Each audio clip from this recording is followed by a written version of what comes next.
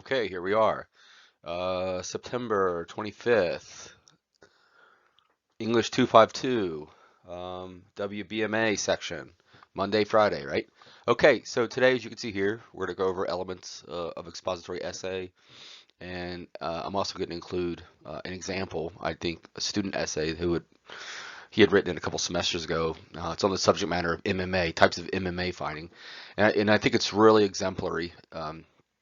Essay that you can use as a model, both for the subject matter, how he presented the information, didn't try to cloud the information over with his own opinion, but just presented the information objectively like a journalist, journalistically to us, not what we call editorializing. You have to avoid editorializing in the expository essay. You can editorialize once we get to the argumentative essay, but not. But the expository essay simply has to present information, and we're going to review all that today within this lecture. So I'll provide that example. It's really sound. This essay example is really sound with regard to its MLA. So it's Modern Language Association. Its ability to use in-text citations that correspond to the entries on the works cited page.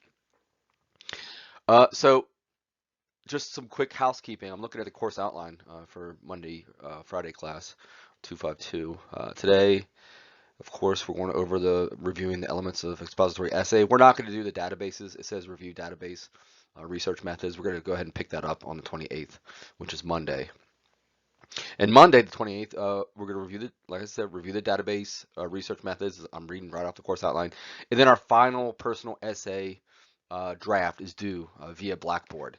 And I'll send you instructions, and I'll go over this at the end of this lecture today.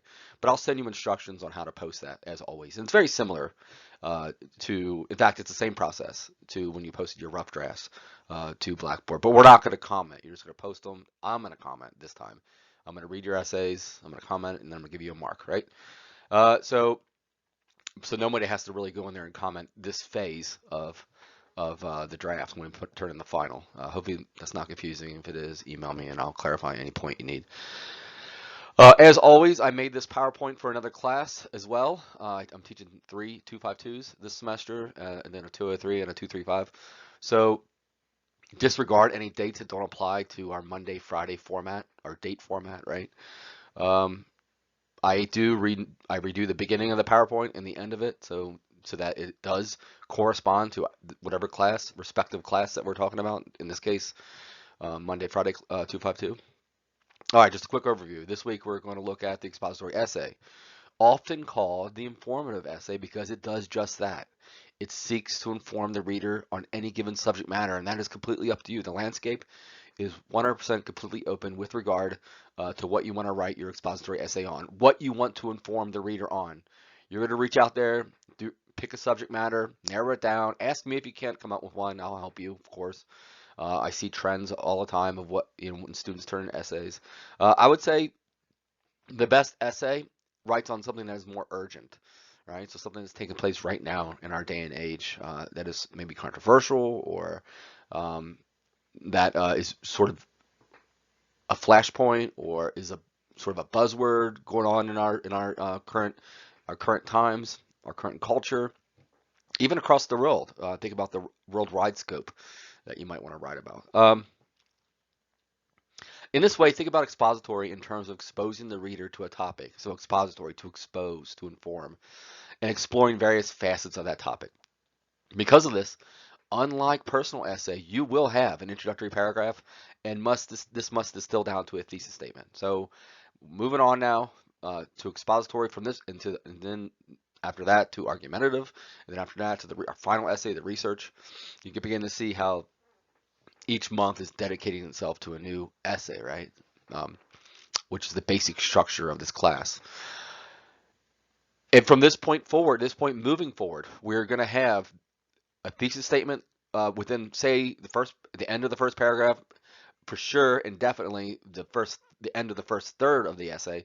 And we're going to have 3 in-text citations for the expository and the argumentative, and those have to correspond to 3 entries on the works cited page. I'm going to go over that, and I'm going to belabor it even throughout this lecture.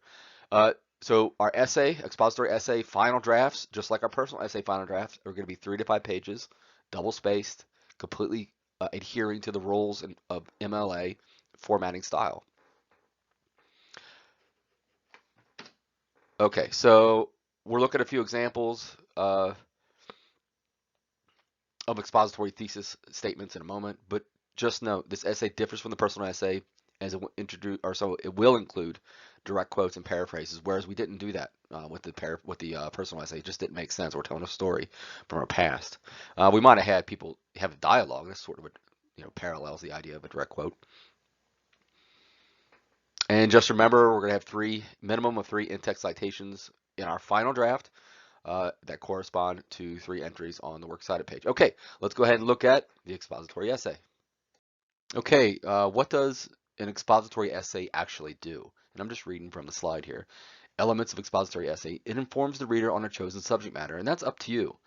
Um, if you feel like you're stuck and you can't really decide and whittle it down to an actual topic that you feel interested in, and I'm going to implore you to pick a topic that you're interested in. That's fine. Um, but I would also implore you to jump on the other side of that, to pick a topic that's sort of out of the mainstream waters of your purview of what you understand, right? So you can really gain new knowledge. But if you're interested in a topic, you're going to be more passionate about it. You're going to dig deeper into the research, and that's fine as well. But you're informing the reader on your chosen subject matter. You can reach out to me if you really can't whittle it down to something specific. But one, it can define something. For example, what is social work? That you can write a whole paper that you just explain what social work is. Um, or two, it can demonstrate a process. How does one become a social worker? Inevitably, if you wrote on the second one, right, how does one become something? You have to define what it is as well, right, in the background information in the beginning of the essay, in the first paragraph. And then you expand on it more, give a greater definition within the body of the essay. And then three, you can compare and contrast social work to something else, to another profession maybe, as we can see here in the example. Social work is different to other occupations, and this is how and why.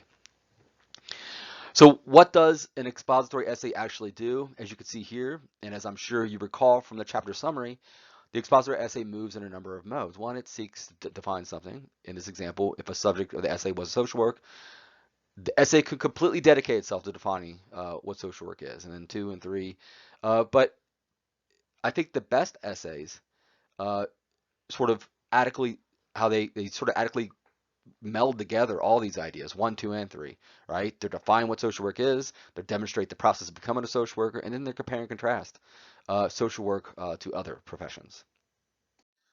So, as I alluded to before, the most effective expository essay will combine all three elements.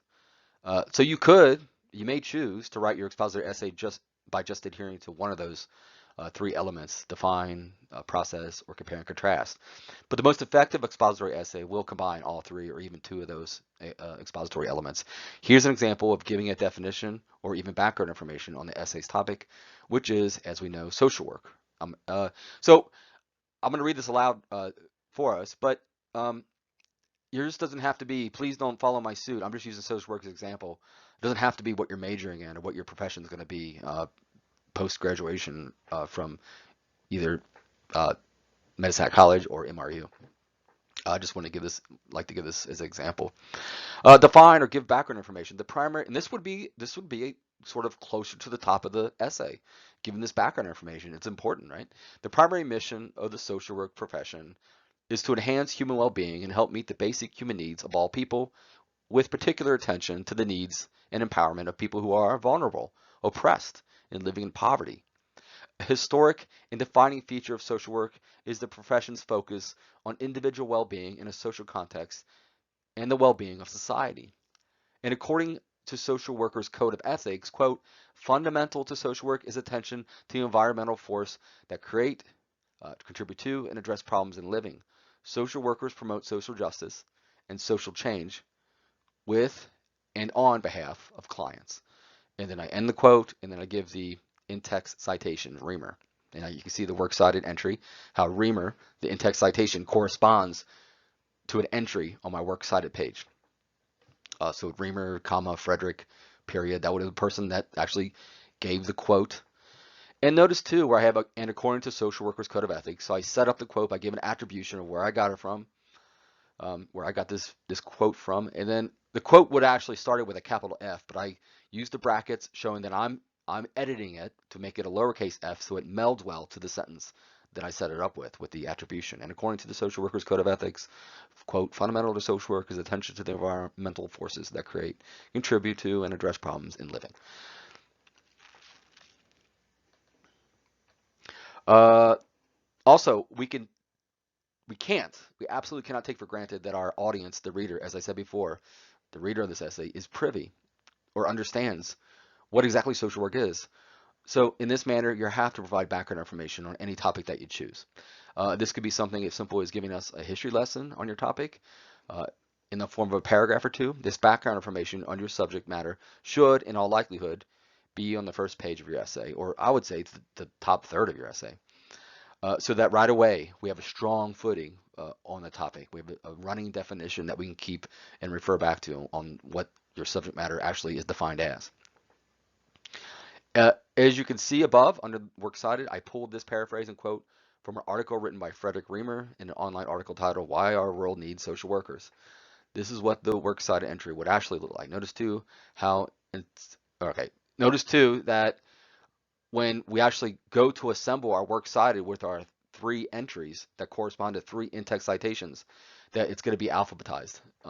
So Reamer falls late in the alphabet, right? So it would be one of the bottom entries on the page. Okay, this was us defining social work. Now let's look at what the process would look like. So here we have the process or how one can become a social worker. I'll just read it aloud. Process. According to alberta.ca, social workers must have a diploma, bachelor's degree, or master's degree in social work. Some employers require a minimum of a bachelor's of social work, BSW degree. Other requirements may include a criminal record check, child welfare intervention record check, and valid driver's license and the use of a vehicle. And then I give now it's just all paraphrasing from an article I read, right? An article from alberta.ca. And then I give the attribution, or sorry, I give the in-text citation, social worker.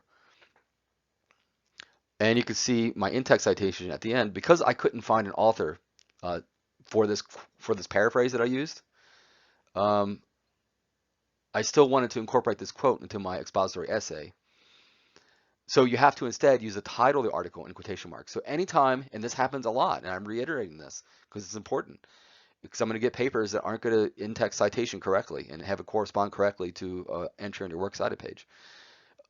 If I want to have a quote, especially on government websites like alberta.ca or canada.ca or Stats Canada, it's gonna be few and far between that you actually find a person's name who's attributed to writing this article or these statistics, compiling these statistics on canada.ca.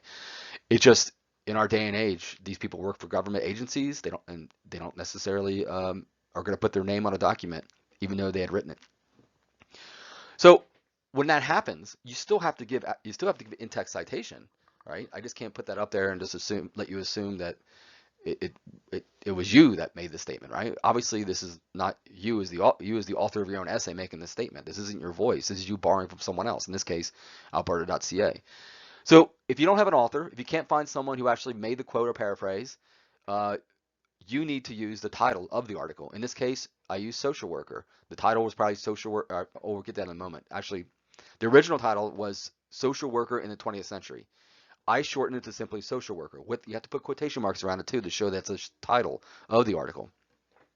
I want you to do the same. The long title will still be listed on your works cited page. However, notice too that I didn't list the page number in the in-text citation. That's because it was an online article and there simply wasn't a page number listed.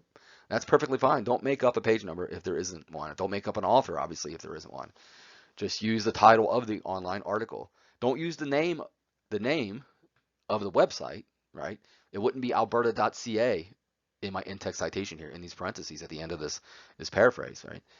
I use the title. You must use the title of the article when you cannot find the author. And use quotation marks around the title. And if it's a really long title, like this one was social worker in the 20th century, I shortened it to the first 2 or 3 words. It didn't make sense to shorten it to social worker in the first 3 words, so I just shortened it to the first 2 words, which is fine. Okay, here we can see we are choosing to compare and contrast social work to other occupations, and I'll read it aloud. compare and contrast. So social work is different to other occupations because those individuals in this field, according to the National Association of Social Workers website, quote, focus both on the person and their environment. And then I give the in-text citation. The article goes on to say how social workers deal with the quote, external factors that impact a person's situation and outlook. This profession, according to the same article, quote, creates opportunities for assessment and intervention to help clients and communities cope effectively with the reality and change that reality when necessary, unquote. Notice the incorporation of my in-text citations. Like the previous slide, this article did not have an author, so instead, I had to do what MLA tells us, and that is to use the title of the article instead, in quotation marks. In this case, it was Why Choose the Social, which is intentionally shortened as the original title was too long, and it was Why Choose the Social Work Profession. So I shortened it to Why Choose the Social. But on your works cited page, it has to be the full Why Choose the Social Work Profession, right? Whatever you see in parentheses, or sorry, whatever you list in your in-text citation has to be what we see on your entry on your works cited page. But if you shorten your title in your in-text citation, as I did here, you still have to use the long title on your works cited page. I again want you to do the same as I did. If in your in-text, if you don't have an author, it will contain the title of the article, online or otherwise, and shorten it, like we said before, to 3 words, if it's, say, 5 words long. Okay, let's look at the next slide. Okay, so you sit down, you've done some research on whatever topic you've chosen. In my case, social work, the history of social work, defining social work, the background information of social work, and how one becomes the process of becoming a social worker. Right? I've compiled all this great information. I've copy and pasted quotes onto a Word document.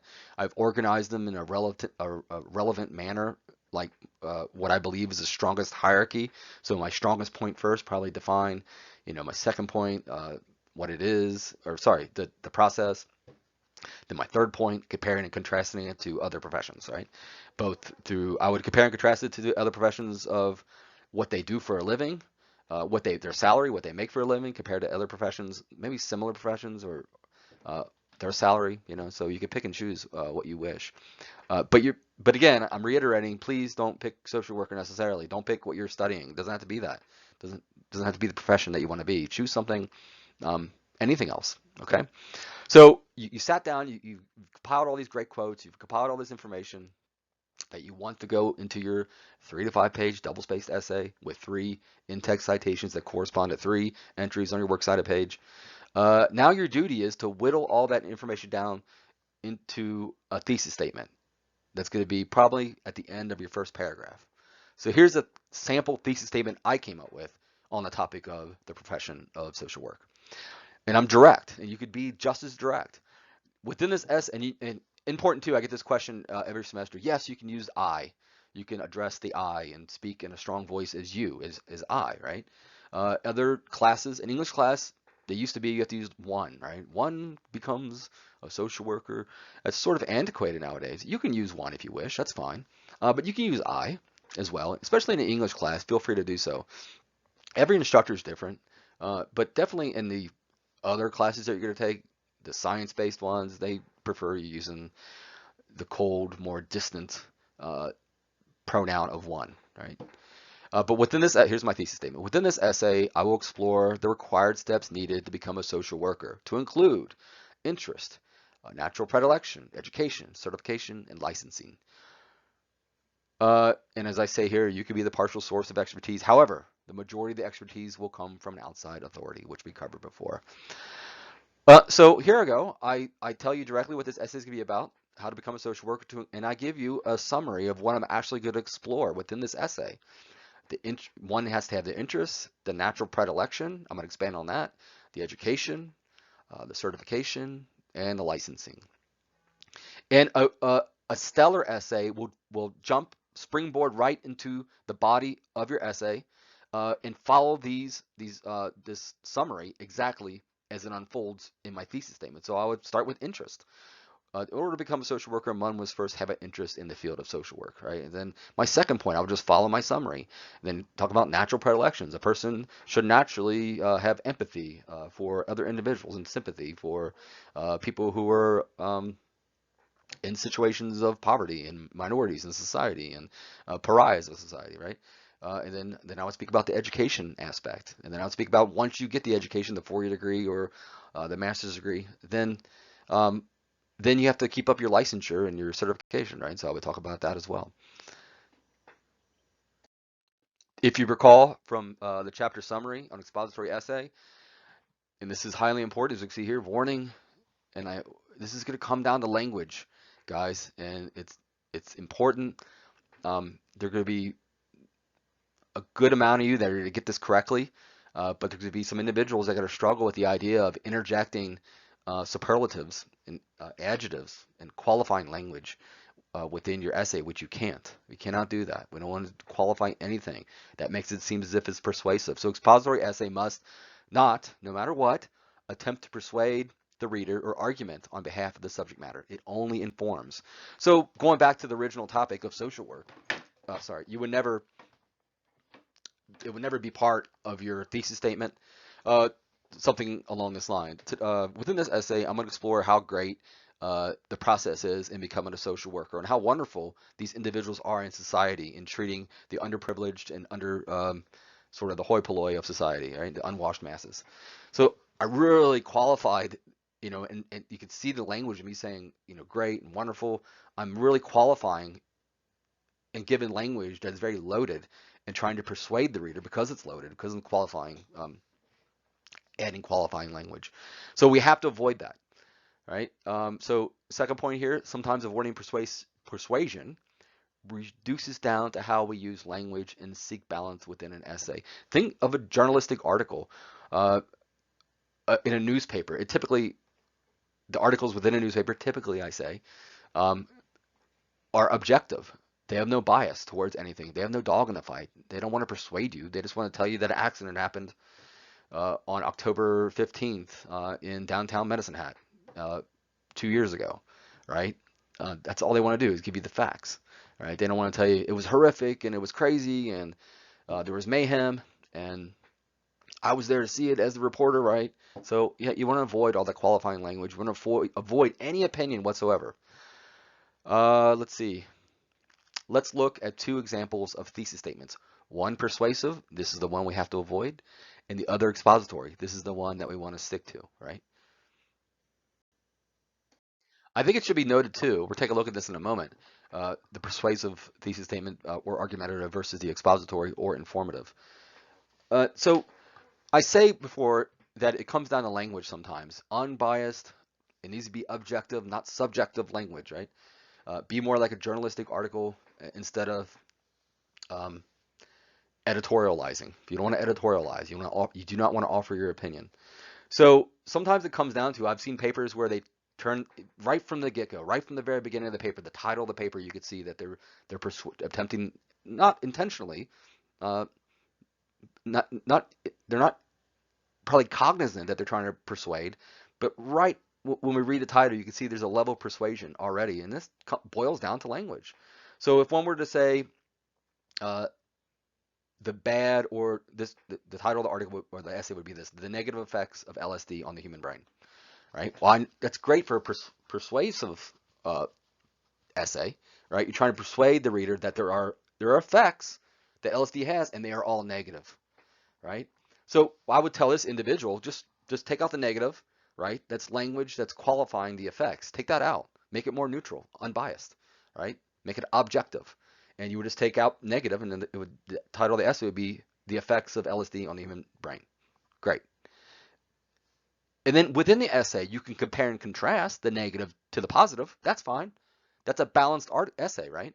That would be journalistically a balanced article. You're mentioning the positive effects of LSD, and you're mentioning the negative effects. So in that way, you're staying balanced, and it's not attempting in any way, shape, or form to persuade the reader. So remember that. Just I, it might boil down to you just using the word effects on your topic if it comes down to seemingly that you're persuading. Okay, so persuasive just looking at the slide here, or argumentative thesis statement. Canada is a wonderful place to live due to the relatively low population, the expansive land, and robust economy. All right, so we get the word wonderful that I emboldened here. That really tells us that this is great. Canada's great, and I'm going to tell you why it's great, right? So highly biased, right? Really wanting to persuade you that Canada is, a great place, and this is why X, Y, and Z, right? But the expository, the more neutral thesis statement would say this: Canada has a relatively low population, expansive land, and a robust economy compared to other North American countries. So what I'm doing here, I'm taking out the qualifying language. Wonderful. I am mentioning the same points, um, but I'm not qualifying them in any way. And then I'm comparing it to North America. So I'm comparing and contrasting. I'm mentioning similar countries, right?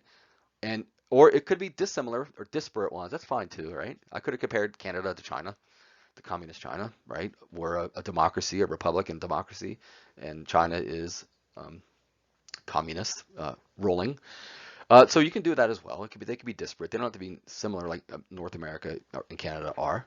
But if you take out the qualifying language, then your statements that sit on your page are really going to be stronger in terms of just informing the reader. Let them draw their own conclusions. You've given them this information, let them draw their own conclusions if it's good, bad, or ugly. Speaking of comparing and contrasting, one of those ways we can approach writing an informative essay. Let's compare and contrast argumentative versus expository. So argumentative, point number one, it chooses a position for or against something. We're not going to do that. Instead, we're going to do what's under first box under expository. It explores many angles of a topic in a neutral way.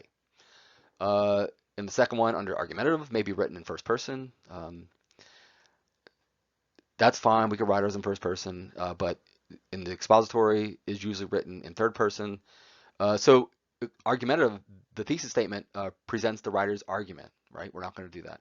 But under expository, what we are going to do, the thesis statement presents the writer's topic, right? Our topic, and then summarize your points that you're going to make.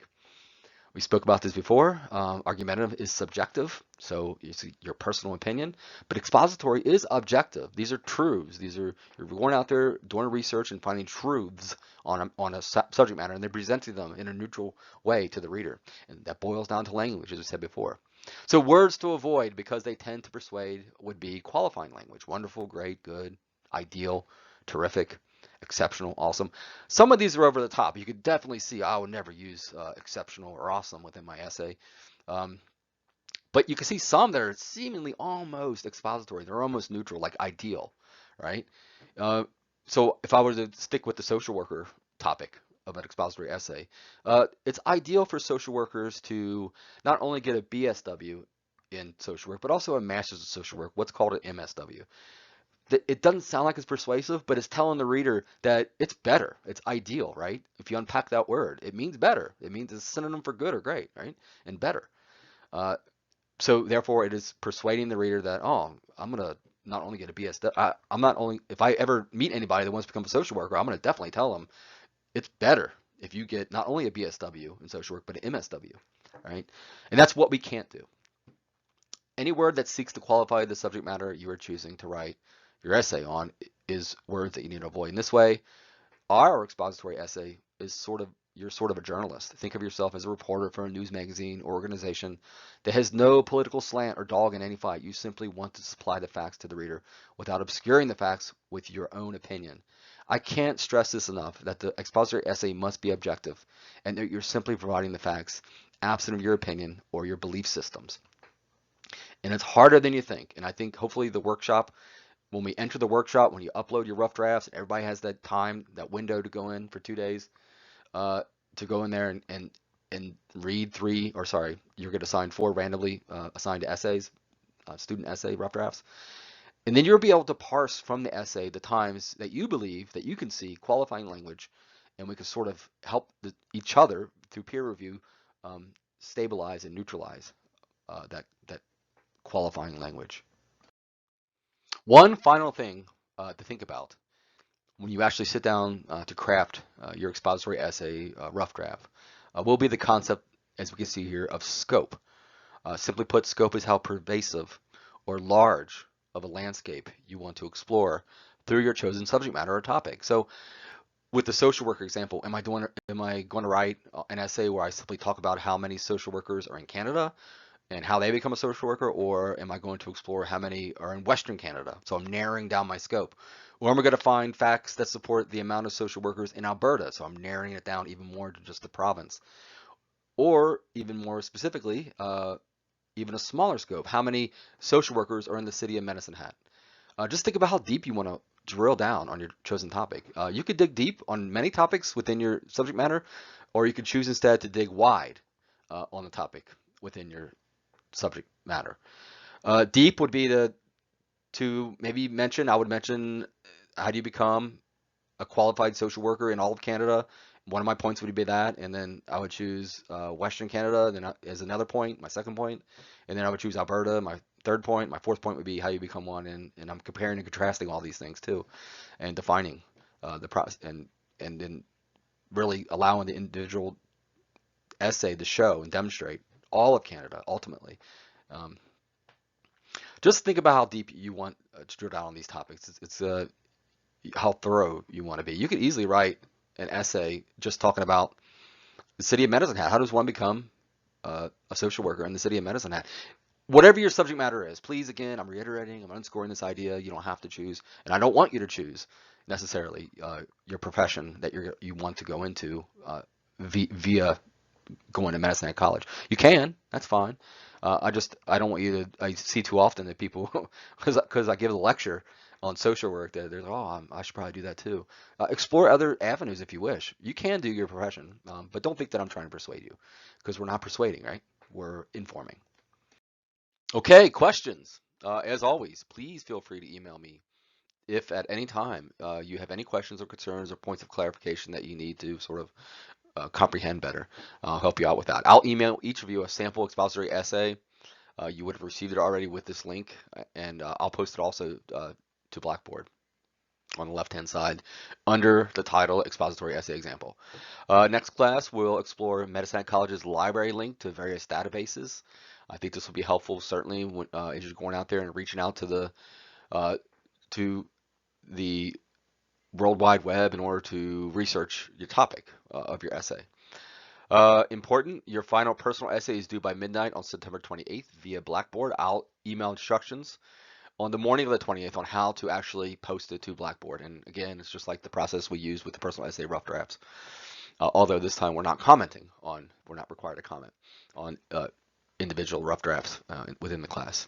Okay, the great experiment continues of this online learning format. Please email me if any questions. Thanks, guys. Bye.